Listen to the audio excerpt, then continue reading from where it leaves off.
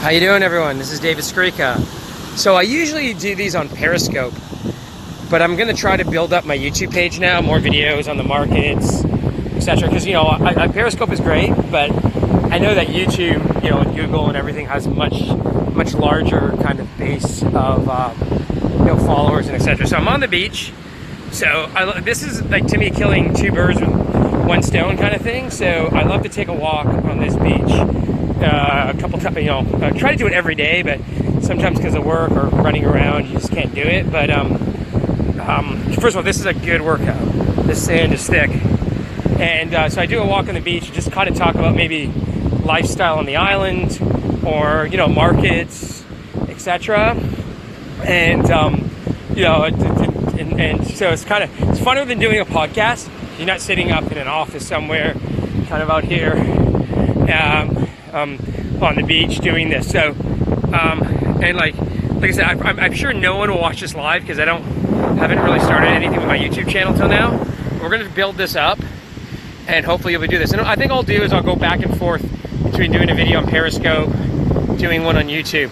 And so I'm David Skrika on Twitter. That's where my Periscope is. Those are a couple of my friends who are visiting me. So just to overview, because this is the first time I've done this on YouTube, this is Surfers Beach. So this is kind of a unique beach in Eleuthera, the island I live on, in that it is a surfing beach. There's no reef there. The next piece of land is basically Africa. And most beaches in the Bahamas, the reason the Bahamas has that clear, kind of turquoise kind of water, flat water, is it's surrounded by reefs. And so like Bahamas is actually in euphemism. When the Spanish came, they called it Baja Agua, low water. So Baja Agua just turned into Bahama, right? So because when the Spanish saw there, they saw the shallow water. So anyhow, this is one of the few beaches in the Bahamas, and probably in the Caribbean, even though technically we're more in the South Atlantic. This is probably a beach that is like one of the few good, surfing beaches on the island, because you are in the Atlantic and there is no reef.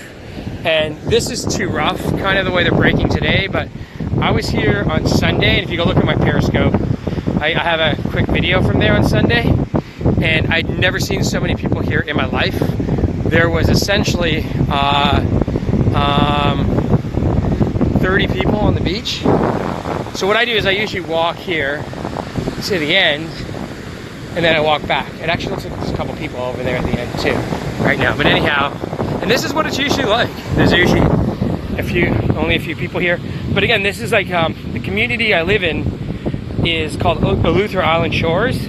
We kind of call it Surfers Beach, and it's kind of this eclectic group of artists, hippies, there's some professionals, musicians, and it's like kind of bushy. The roads aren't good. People kind of build their own little shacks here and kind of hang out, and there's a little music scene on the island. It's a pretty cool place to live. And there's a lot of creative type people and cool, laid back kind of people and stuff. So it's not, I'm in finance, right? It's not the epicenter of finance for sure. Like I said, it's a lot of artists and hippies. And I got long hair now. It's funny, as I moved here in 2012, actually, this January, 7 years. I only got 3 years left of my mortgage, knock on wood, right? So I moved here in 2012, and then it's about 2014 or 15, I started growing my hair long. Never grown my hair long before, and now I probably never grow it short again, or at least maybe when it gets too gray, I'm not into the long gray hair look. But I got a few gray coming in. I'm 41 now. So anyhow, it's a very cool place to live. They have this saying that Eleuthera is not for everyone. So you don't have all the amenities here, but come on, man, where you can get this, a beach like this. Imagine a beach like this was in Florida or California. It'd be packed with people, right? So, and right now there's 2 of my friends and 2 people here, and myself, 5 people on the beach. So like I said, I walk this every day. there's a cool cast of characters here. I think this is a guy named Terry, if I'm right. Anyhow, so you know, I've talked a lot about the island on my Periscope feed, what it's like to live here. You know, the amenities, what you can't get, what you can get. Like I said, it's not for everyone. For me, I'm someone where, like, I live a little more of a first world lifestyle maybe than some of the kind of quote unquote hippies that are here, right? And like I have a big screen TV, and I have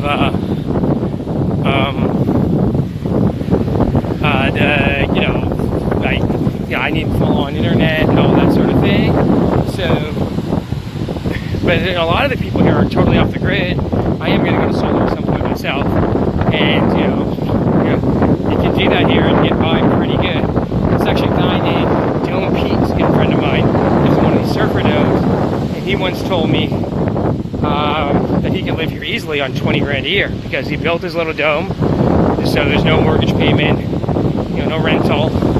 And then he's got a fridge that runs on solar, and you know, he just goes to some of the local little restaurants and chills out. He's a cool guy. He's like 70 years old. He acts like 20. I think you get a lot of Peter Pan syndrome in a place like this too, because people come here and there isn't a lot of rules. Like, you can have a beer or two while you're driving. They're trying to enforce that now, but I can't see it ever really being enforced. So there's a lot of, and this, there are kind of a lot of retirement age people here. I think maybe a place like this being kind of free and all that sort of thing, it gives them that feel of kind of youth, and people act younger than their age here. And actually I do see that. I am always amazed that when I go back to Canada, now I'm 41, and I think I'm immature in some ways. I'm mature in my business, training, but you know, I've never been married, I'm a bachelor, you know. Maybe I shouldn't say this because in this age of political correctness, I date most girls in their 20s. But anyhow, so I'm immature in some ways, and maybe part of the island vibe where you're not really having to grow up to a certain extent. You're not living in the rat race, kind of, you know, because I look at some of the friends I had in high school on Facebook, and I'm like, oh my God, they act old. You know, they're all got 2.2 kids. You know, kind of, to me, it's kind of like, I'm not really friends with most of them anymore. It's really kind of conformist, you know. Here, it's a whole different kind of lifestyle. But that's why it's not for everyone. If you're someone who needs all the amenities of the first world, you see how awesome that looks. I'm going to walk backwards for a bit. Probably this is not the place for you. But if you're someone, you know, and then also there's tax things. I'll talk about it in another video. You know, I have a homeowner's permit to live here, and I'm a non-resident in Canada, which means I don't get any of the Canadian social benefits, but also means I don't pay those disgusting Canadian taxes, and they are disgusting. So,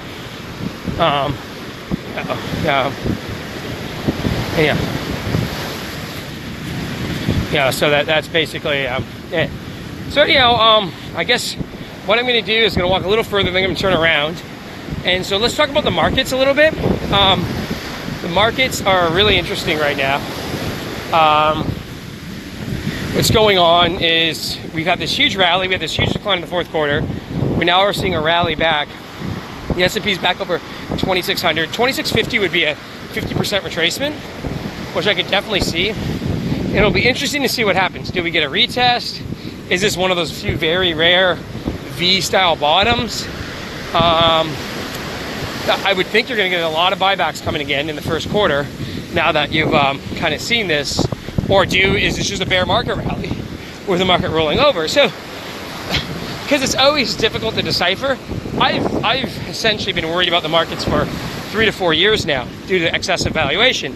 And from 2016 to the end of 2017, that didn't mean anything being worried, and then finally, actually really until like the third quarter of last year didn't mean anything. And finally, for a quarter, and then something. And remember, markets go up a staircase and they go down an elevator. And you saw that where years of gains were wiped off in months in the fourth quarter. So the question is, was this kind of the short-term shakeout? Was it sort of a larger bear market? So the way I do is it sounds boring, but I'm just diversified. I do venture capital. I'm waiting on about 3 deals to trade right now. And the idea is if this bull market continues, those will do very well. And then I have short positions, I put options. In the newsletter, we talk about the certain positions that we have. And I do that to sort of, I do that to again, if it's a downturn. So if there's a downturn, my put options and my shorts will do well. And if there's an upturn, see, I try to buy beaten up sectors. Like I really like the 3D printers right now because their bubble actually burst in 2014 and they're cheap now. And so I try to buy cheap sectors and do venture capital because I think it's going to have more upside than just saying, I don't know, being long Microsoft or something, right? Because when a sector is cheap, you can potentially see 50, 100, 200% rallies in 6, 12, 18 months. So that's essentially how I play it. And I just don't think you can be a hero, right? You can't think you're going to be Paul Tudor Jones in 1987. You short the hell out of the thing, and the market's going to crash, and then you buy everything at the lows. That's just not realistic. There's a time to be underinvested. Like I said, buy these cheaper sectors, which should do well. I don't mind getting in a hot sector. Like I will do some marijuana deals. I actually got an excellent marijuana stock. I'm going to talk about it in a few weeks. That's now a corporate subscriber of mine. So I don't mind doing some of these things. And then also having short positions on sectors that I feel are bubbles or stocks that I feel are overextended or whatnot. I'm going to turn around now. And actually, this is a better view. So, see, that's beautiful. And whatnot. And like I said, this is a workout. This is not just a stroll on the beach. The sand is thick. So anyhow, that's really what I do. And like I said, on these videos, if you haven't seen my Periscope videos, we kind of mix it up. I talk about the islands, talk about what's going on here. You know, I try to give information for people that potentially want to come here on vacation or even try to move here. And, first of all, you got to grow your hair long. Like I said, that's number one, if you have hair. And then, it's, like I said, it's a whole different lifestyle. Like I said, if you want every amenity you get in the first world, this ain't the place for you. Personally, I like quiet. I don't like traffic. I don't like a lot of people around. You ever watch a great documentary called Bulls and Bears? About this guy from Australia who is a futures trader, and he kind of lives in a small town, the northeast of Australia, and so he, and his personality, his name is John Rambo Malden, is very similar to mine. And actually his lifestyle is kind of similar to mine too. I probably don't have as much money as he does, but I'll get there. He's in his 60s now, so. But yeah, it's kind of like his. When I watched that thing struck a chord with me, because the way his setup was is similar to mine. So anyhow.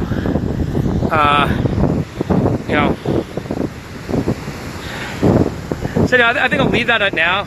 Right now, actually, in terms of the market, like I said, I don't know what's going to happen, but I think with the VIX back at 18, we'll see what happens. I don't expect the market to decline immediately, but there should be some kind of pullback coming shortly. And I don't know if we'll turn into a full-out retest or this ends up just being a bear market rally, but we have to see how the market behaves on that pullback. One thing I do feel is that precious metals will do well, and the reason being is I think at the end of the month the Fed is really changing their tone now. They're going from this hawkish rate rising stance to one where they one where they really are going to go into not loosening but probably stopping to raise rates. And if there is another down leg in the market, I would think that they will actually cut rates at that point.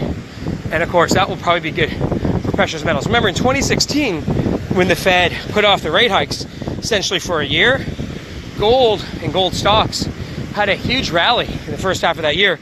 The XAU rose 150%. So I think something like that will really be good. Anyhow, I am done with this right now. I talked for about 15 minutes. That's a good time.